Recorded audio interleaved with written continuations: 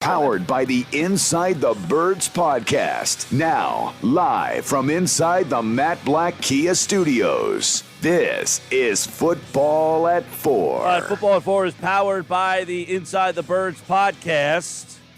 And it is brought to you this hour by PropSwap, America's sports betting marketplace. Sell your sports bet, take your profit.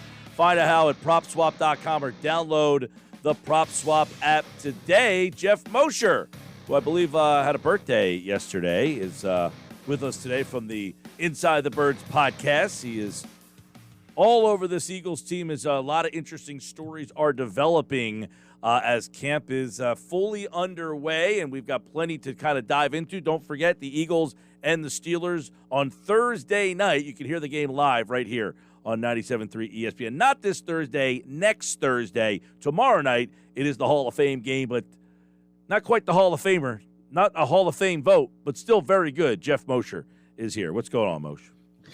How we doing, Mike? What's going on? We are very busy, man. We got so many interesting stories. Training camp is like that time of the year where this guy stands out and he's the darling of camp and all that good stuff. But obviously there's some interesting storylines. Let's start with one that kind of came out today. Davion Taylor, who was out of nowhere, became kind of a story. People were kind of intrigued. Oh, wow, I keep getting asked. Could Taylor really actually help this team? Well, he got hurt and is going to miss some time, which could stunt his possible development to help this team this year.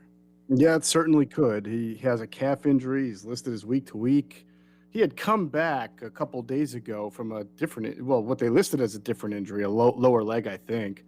And then he left during warmups, and we haven't seen him since. So, as you mentioned, a calf injury is a tricky one because I've seen calf injuries that surprisingly have lingered for several weeks. I've seen Fletcher Cox have one and be back within 2 weeks. So, as we love to say in this business, right, everything is case by case or depends on how the person heals. But as you mentioned, Mike, this is a player who needed every single rep that he can get. So even if it's 1 week, even if it's 2 weeks, even if it's 4 or 5 practices, that's time that he really needed out on the field to kind of improve from a real non-entity type of rookie year. Yeah, I mean, I don't think anybody had any expectations that he would help the defense at all this year until the last couple of days where it was, hey, this guy's out there. And he's only out there getting extensive snaps most because Singleton has been out with COVID. And then he got these extra opportunities, and it was like, hey, maybe this guy needed some more development or needed a little bit more hands-on. And we're starting to see a little bit of that, I feel, and I want to get your opinion on this, from a lot of guys in this camp. You're starting to hear J.J. Arcega-Whiteside, well, Sirianni's very hands-on. It's almost like we have 2 wide receiver coaches. It seems that this coaching staff is very vocal and very hands-on. Yeah, very, very vocal. You've seen it since the start of camp, especially the last 2 days with the pads come out. You know, Jason Avant made a joke on the Q&A show on our Inside the Birds platform that he doesn't even know why the Eagles need a wide receivers coach because it seems like Nick Sirianni is drilling the wide receivers every single day. He did it again today. There was a rep pretty early in the team drills, and Sirianni looked at Rager and said something very direct. Clearly wasn't happy. Yesterday, you yelled at basically the entire offense after it didn't line up correctly, but it wasn't really the offense. It was the wide receivers he was getting into. So this is a position where you wanted this coaching staff to really start to bring the hammer and show that it can develop the talent better than past regimes have. They're trying, and we'll have to see whether or not this works. I do remember last year, J.J. Arcega-Whiteside being kind of a guy who we thought had a good training camp, but it did not translate to success on the field, obviously. Here this year, he's doing what's asked. It does look like he's getting off scrimmage a little bit better, but I will emphasize that much of the work so far, this whole camp has been odd in its ramp up. Not odd, I mean predictable because of all the time that was off between OTAs and the start of camp, but it's a very pronounced and exaggerated ramp up process. So whereas normally you'd see a lot more move the ball sessions, so far we've seen a lot of red zone. We've seen a lot of short yard. It's shorter stuff. Not a whole lot of opportunities for guys to show their separation skills down the field. Yeah, and I know the wide receiver is an interesting conversation because Devonta Smith getting hurt. I guess he's still working on the side to try to keep himself sharp, but that opens up opportunities for others. And just reading through the transcript, Quez Watkins, John Hightower were two guys that I think Nick Sirianni brought up as guys who have kind of taken advantage of some opportunities here. Well, they've certainly taken advantage from a rep standpoint. John Hightower made a really nice catch there. There were only two real splash plays today. It seemed like, first of all, the veterans got the day off, and secondly, there was a heavy emphasis on the run. So Hightower made one of the splash plays, really went up to catch a ball from Jalen Hurts on the left side with Zach McPherson draped on him. And when he came down, he made sure to keep both feet in bounds, which was questionable at first, but then they had the referee there who signaled him in bounds. It was a really nice grab. But I will say, I feel like Hightower has been kind of inconsistent, and he's another guy that the coaches are always kind of talking to after certain plays. Now, they're just coaching, doing their job, but he certainly is taking advantage of the reps, getting out there and giving himself the opportunity to prove himself. Quez Watkins, I feel, has been more consistently improved as far as his route running. His body looks ready for a physical toll. He's gone up to get a few balls. I mean, he looks like the one you would say of last year's rookie wideouts has kind of taken everything seriously and really come in to compete for a spot every single day. Hey, with that's the wide receiver look at things, but I guess what kind of beat or feel do we have on where Zach Ertz is going to be in this offense? I know that if I feel, Moshe, every time they're asked about it, they just go back to the canned, he's accomplished a lot. He's really a great player. Watch him on tape. You can see how great he is. But nothing short of we're going to use him a lot. He did say yesterday we do throw the balls to the tight end a lot if you watch us. But is there any feel, I mean, just the fact that he's wearing pads and out there, is that something? Well, I do feel like the biggest thing you can read into anything is that we are now about a little more than a week into camp, and Zach Ertz has not been in front of a microphone yet. And I have a feeling there's a lot of intent behind that, because right now, as you mentioned, the messaging coming out of Eagles camp is, oh, he's valuable, he's a good player, but it's all coming from the same people, right? Howie and the coaches. You haven't heard the Zach Ertz side of the story, and I find that pretty interesting considering how important of a topic he was headed into camp, that you still haven't heard Zach Ertz speak, and I'm not sure that you're going to. So we'll see what happens there. I will say, though, I am shocked and surprised, and I was wrong. I thought that they would put him in bubble wrap to not get him hurt, but he has been out there. Now, the way they mix and match him in, it's not like he gets a ton of reps, and of course they've had 2 veteran days off in 7 days already, and he's been part of both days off, so he's really only practiced for 5 days. He's really only practiced in pads once, but he did catch a couple of balls early yesterday in the padded practice, and he's out there. So it's hard. It seems like they're trying to show people that he's healthy and he can still catch the ball, but not trying to put him in too much harm's way. Well, I bring this up, Moshe, because it's hard to see that if he's on the roster, that he just has no role. And then you hear what Fulgham said today, and that makes you kind of, and now it's a new coaching staff, but when Fulgham essentially came out and said, I didn't play because Jeffrey was back and he took my spot, that makes you say, we've talked about this before. New coaching staff don't know, but if Ertz is here, he's got to have some role. He's just not going to sit there with his helmet draped under his elbow. Right. You hit it on the head. We've talked about this before. I've specifically referenced the Alshon Jeffrey, Travis Fulgham dynamic that happened last year. That was not a good thing for the team, and that could threaten to be a bad thing for this year's team if Zach Ertz and Dallas Goedert are still here while you're trying to make Dallas Goedert your number one tight end. And I'll tell you, typically the team keeps 3. The rookie free agent, Jack Stoll, they really like, athletic kid, can do a lot of H-back type things. But Tyree Jackson, the former Buffalo quarterback, who is 6'7", has not only caught a lot of passes, and we talked about this on Inside the Birds that's going to drop tomorrow morning at 6. He's not the worst blocker in the world for a guy who's never played the position. So now all of a sudden you're looking at a guy who's 6'7", huge target, can hold his own right now as we sit here today, has done adequately. I wouldn't call him a good blocker, but I mean, he hasn't embarrassed himself. Now all of a sudden you're thinking, we lost Noah Togiai last year trying to sneak him through waivers. We may not want to do that with Tyree Jackson. So are you going to keep 5 tight ends just to have Zach Ertz on the roster and Tyree Jackson? That's kind of hard for me to imagine. So I still think at some point this thing's going to kind of have to come to a head, and Zach Ertz is going to have to find a new destination. Yeah, I mean, look, they have 3 preseason games coming up, and then between the end of the preseason and the first game, you've got about 2.5 weeks or so to kind of figure out there. Do they play them in preseason? How do they even handle these preseason games? I think that will be very interesting because there's 3, not 4. Do they just say not doing it all together? I feel like that's going to be interesting because what do you do with Ertz in the games? Do you want to show that he can play, or do you want him to not get hurt?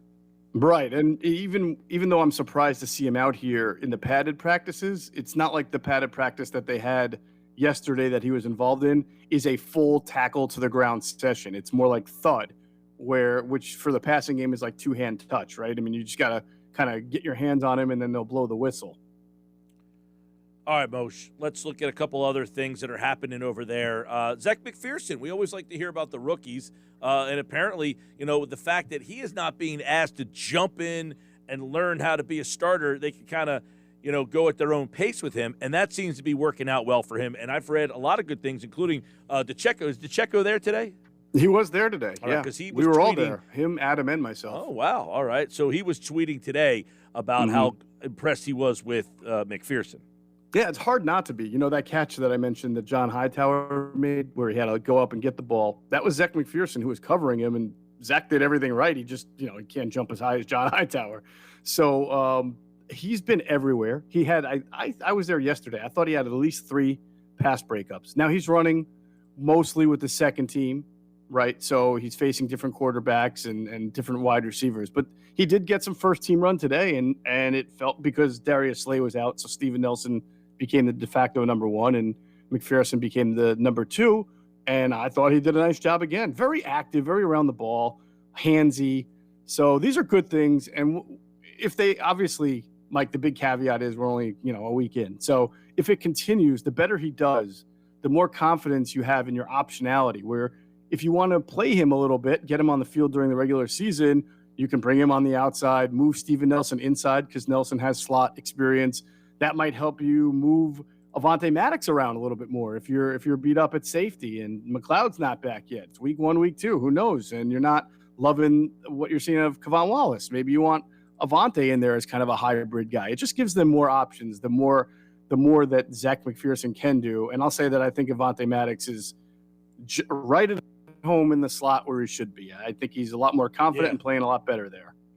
I would agree that that makes you feel a heck of a lot better. That he is on the inside now in that spot. And they have some more depth there at that inside spot. There are guys who that's where they play. If you had to ask another one of those guys, let's say Maddox got hurt playing on the outside, and now you're going to Josiah Scott and saying, hey, now we need you to go to the outside, or Michael Jacquet, we need you to go to the outside. That really gets fickle. Now the question would be if Steven Nelson got hurt, then what happens? Yeah, that would be the big question. Or Darius Slay, obviously. Right. It would still leave them in a pretty, difficult situation because, again, right now you're seeing flashes of Zach McPherson, what he can do. It doesn't mean he's ready to start outside and play, 80 to 100% of the snaps. You would like to gradually ease him in and find the areas where he functions best. He, by the way, can also play inside because he did that at Texas Tech a lot last year. He was inside and outside. So, again, it gives them optionality. I like that, and it's good to know that, they have a guy that they don't have to force out there, and do stuff. Injury stuff, I guess Kerrigan, what do we know there?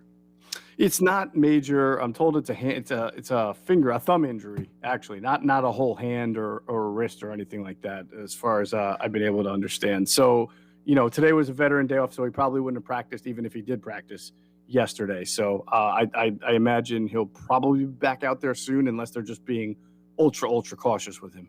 Now, I thought Gannon was interesting. He was asked about, do you want to have a 3-down linebacker? In other words, is Eric Wilson or Alex Singleton? How do you feel that the linebacker unit will be utilized?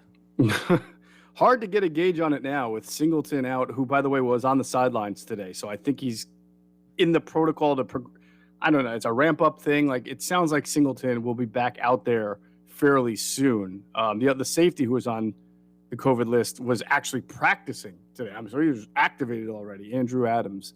But because of Singleton being out and because of Davion Taylor being out, you have seen a multitude of guys rotating in with the first team. Eric Wilson seems to be the constant. It's just who's alongside him and what kind of package are they in. Sometimes it's Jernard Avery, but he's rushing the passer. Sometimes it's TJ Edwards. Today, Jacoby, why can't I think of his last name? Stevenson? Stevens, yeah.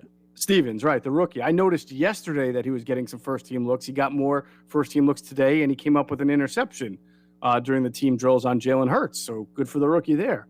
Rashad Smith yesterday and the day before was taking first-team reps. So you might as well take all the linebackers they got, put their names in a hat, pull one out, and that guy is probably run on the first team alongside Eric Wilson. Well, at least, they've got some more interesting options than we thought, at least at this time last year, right? They're better at that position than they were last year. They've got more bodies. I'll leave judgment on better until, we actually see them play against other teams and what they do. Howard at running back, how do you see the other guys? Because we talked a little bit about Howard and that he has impressed. Where is that running back? Boston Scott, Kenneth Gainwell, Kerryon Johnson, I thought had some interesting comments himself today by saying, hey, man, this offensive line is really good. Yeah, I'm sure all these running backs love the offensive line. And Brooks and Sayamalu haven't even been out there for most of it. But I will say, I think Kerryon Johnson right now is kind of a guy who only I sporadically see in action on the field. Right, right now the three guys who get the most run when you're talking first and second team, you're talking about Miles Sanders, you're talking about Boston Scott, you're talking about Jordan Howard. Jordan Howard, did I say that? Yeah, Jordan Howard, right? And Kenny Gainwell, four guys right there. Howard, to me, and he said this in his press conference today. He said, look, his stats sucked last year, but he was basically told by Chan Gailey, the offensive coordinator, which is something we reported a long time ago, that he doesn't fit the offense. So he really never had a shot from day one. They kind of made him into a goal line back. That was all he could do, which is, of course, you saw his average last year was like 1.2 yards per carry. Here, he's in shape. He seems re-energized. He looks good. Look, he's not an explosive running back. We all know that, but he's a guy who can get you up the middle and get downhill pretty quickly. And I've seen that. I think if you're looking at the top running backs right now, we're going to make the team based on what you've seen after a week. You would say Sanders, you'd say Howard, you'd say Gainwell and Scott. Yeah, I'm Gainwell, we heard a lot about the draft. We always love to hear the draft choices and what they're doing and how they're adapting, but what kind of role will they have? And Gainwell's a guy I'm very intrigued by what kind of role, based on hearing about how good a guy like, and the fact, how good a guy like Howard has looked, and then based on the fact that they brought Kerryon Johnson in here. It was kind of a interesting signing. And we kind of talked a lot, Geoff, about the signings this offseason. The messaging was kind of that they think they're going to be pretty good. Don't you?